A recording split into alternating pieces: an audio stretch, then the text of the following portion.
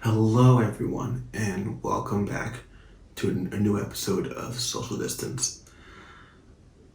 I have to be honest and forthcoming with you and say that today's not going to be probably a happy episode, and it's not going to be back 6 of the Legos, though that will be coming very, very soon. Gosh, I thought this was going to be easy to do. So today is 1 year since my father passed, and it sucks.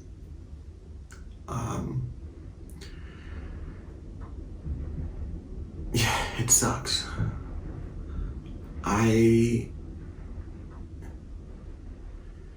These last few days have been tough for me because I remember all the pain that I went through seeing my father go through his final days, and I remember being angry, I remember being upset, I remember being confused. I remember not wanting to make tough decisions, but that's in the past, and that all had to happen. I like to think that going through this made me into a better person, made me into a stronger person, made me into a wiser person, and also gave me a fair share of grace along the way. But man, this sucks a lot.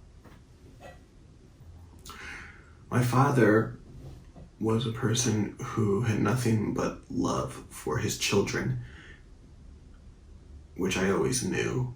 Even now, I still know that. And he always wanted to make sure that we knew that he loved us. I remember one time I was on a phone call with him, and we were just talking about like life, and talking about like Mika and I getting married, and one day potentially starting a family. And he like stopped me. He was like, before you go any further, Max, you need to know that when you have a child, you need to make sure you know they are loved. Because when I was a child, my father didn't necessarily convey that to me, and I always made it sure that when I had you guys, that you knew you were all loved every day. And he definitely delivered on that. He made sure we knew how much he loved us, how much he was proud of us. There's other things about my father's character and quality that I could unpack and get into, but there's no point for that right now. My father was a painter of sorts, and sketch artist, and charcoal worker, crayage maker, shifter. He loved art. He went to school for art education. He wanted to be an art teacher.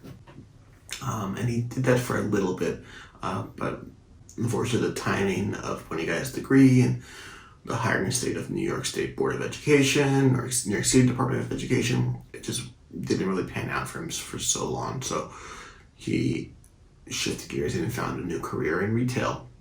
He was really successful at it. Like, he was really good. He could sell you your own pencil, probably. And he went up the ranks through management, and he got awards for crushing sales goals. Then he became a traveling salesperson. He did a lot, and he was always trying just to provide for his family as best as he can with the tools and resources that he had available to him. But all through it all, he would still be drawing, he would still be doing art. He loved writing as well too. He did a lot of poetry. He was obsessed with websites like poetry.com, and would always say we have to get a book made. So I had like books and books of his poetries, of his poems. Sorry. This just sucks. It really does. There's so much that's happened since my father's passing that I really wish he could have been there for. And I know people say he's there in spirit, and he's there in your heart, and he's there in your memories, and yeah, I know. But let's be real, it's not the same as not having that person physically there, not being able to hug them again, not being able to hear their voice, like really hear the voice, not like it's in your memory or something like that. And it sucks. It really, really sucks. And here we are 1 year later. I remember one of the things I swore to myself was that I was going to get healthier. And I haven't really done that. I mean, I've tried doing it. And going to the gym, like I go, but like don't if I don't go enough. And now I'm in quarantine, and so physical activities was few in between, like, and I have to really push myself to do something now. But like I definitely don't have, the drive, and I should have the drive, because the reality is my father ended up the way he did because he did not take care of himself. Like, don't get me wrong, he lived a happy life. I would hope so for the most part. But like, my father did not watch his eating habits. He was a diabetic, and there was periods of time where he was really good at monitoring his, his glucose and his blood sugar levels, and there was times where he was just like, F it. And ultimately, he paid the price for it. He had bad heart problems. I call it a Jenga stack, where he just pulled out too many pieces and everything just came tumbling down on him, and he didn't put the work in to take care of himself like he should have. And had he done that, he'd probably still be here today. But that doesn't matter, because the reality is he's not here anymore. He's not.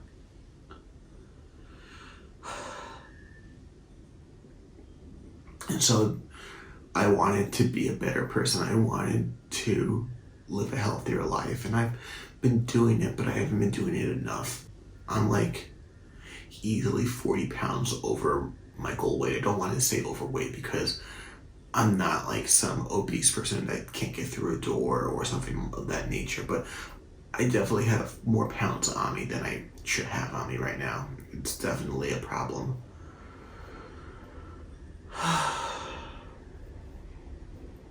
Gosh, I miss you, Dad.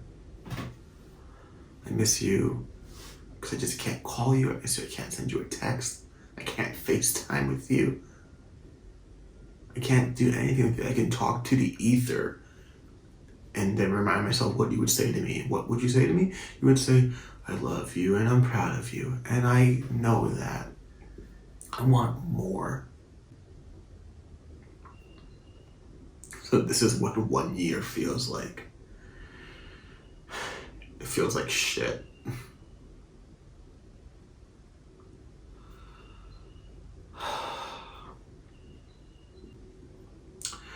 I pulled up a poem of my father's because I thought that maybe you'd want to hear it. And if not, you can skip past this part if you want to. My father did write some poetry about like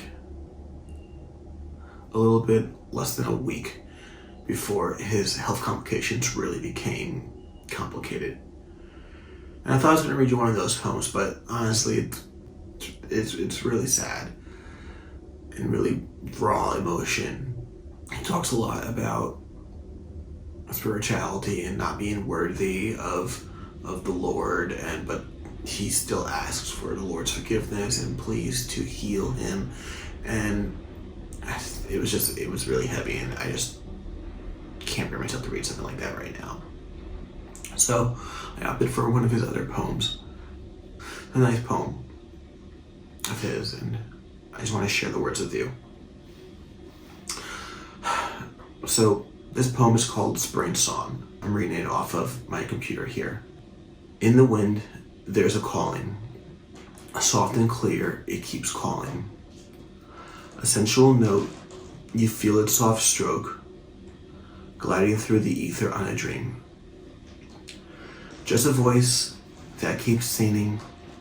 Through the air, it is raining. A melody heard like a newborn bird, wafting on the wings of fantasy. Simply strummed, it keeps on playing. With just some notes, it keeps saying. The world is so bright, alit with new sight, drifting in a wonderment so rare. Listen close, it still whispers through the night like a zephyr. In blessed harmony, the sky and the trees, worshiping the joy it comes to be. It's a nice poem. That's why I wanted to share it with you. So, this is today's episode. I'm sorry it's not a more positive, happy one, but I thought I should share this with you because this is part of me and you've been checking it out for the last 2 weeks or so. I promise the next one's going to be a little bit better. We'll get into the Legos and everything. Thank you for watching this and listening to this. And I might see you tomorrow. We'll see.